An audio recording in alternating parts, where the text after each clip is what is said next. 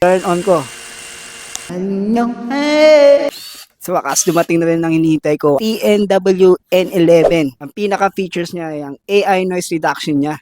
Talagang nag-invest ako para dito dahil sabi nga nila, mas okay na yung mas maganda yung audio kaysa yung video mo. Kung affiliate ka, siguro ito ng pinaka-sulit na investment na magagawa mo. Kita niyo sa mga previous video ko mga kumpare. Ang lagi kong gamit ay ito, ang K35 wireless mic na may worth na 200 plus. Sasabi ko na okay siya for beginner. Nahirapan ako actually kasi nakatira tayo sa mga dikit-dikit na bahay.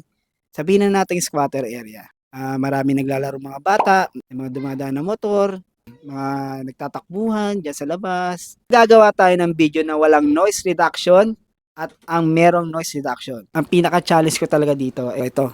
Silagyan ko talaga siya ng tape para pakita sa inyo na umaandar na yung wireless drill ko, okay? So ito, without noise reduction. Ayan. So, rinig na rinig talaga yung drill. Ito naman ang naka-on na noise reduction niya. Ayun no? Kung mapapansin nyo mga kumpare, pakinggan nyo maigi. Sa una, siguro mga 2 seconds, maririnig nyo siya. So, naka-turn off yung noise reduction natin. Rinig na rinig yung wireless drill natin. And then, i-turn on ko. Sasalita ako, pinapaandar ko siya. Ibig sabihin, napakagaling niya guys kasi, tingnan mo. Oh, habang may mga ingay sa paligid ko, tapos, na-detect niya lang yung boses ko mismo kasi, ang ganda ng boses ko. Okay. Okay na okay siya mga kumpare. Hindi kayo magsisisi. O, ba't na nga? O, di ba? Lobat, hayop. Kaya ako naghahanap kayo na magiging partner nyo sa pagbablog nyo, sa paggawa ng content nyo.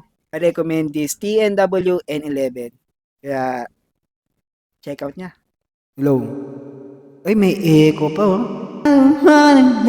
Ano, hey, I'll never can lose control.